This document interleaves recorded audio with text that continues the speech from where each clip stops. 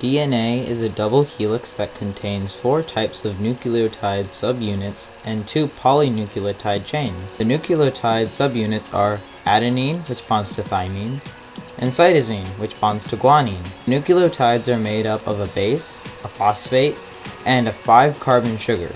The sugar is deoxyribose attached to a phosphate group. The nucleotides fit together with the sugars and phosphates in a chain, forming a backbone. They are in a linear formation which carries the genetic information. DNA duplication occurs by using one strand as a template for the new duplicate strand, copying the genetic information by pairing the nucleotides A with T and G with C. This copies the genetic sequence precisely. Translation is the process of translating the sequence of mRNA during protein synthesis to a sequence of amino acids. The ribosome reads the sequence of the mRNA in groups of 3 bases in the cytoplasm, which assembles the protein. This entire process of translation takes 4 steps: initiation, elongation, translocation, and termination. 4 bases of RNA are adenine, which bonds to uracil, different from DNA, which pairs adenine to thymine.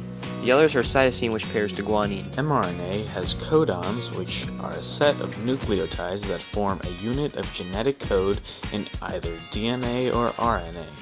Start codons are what tells it to code, and alternatively stop codons are what tells it to stop coding.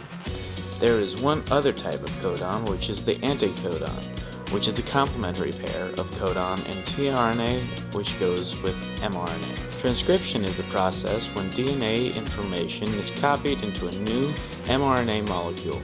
The mRNA leaves the nucleus and enters the cytoplasm, directing the synthesis of the protein which it encodes.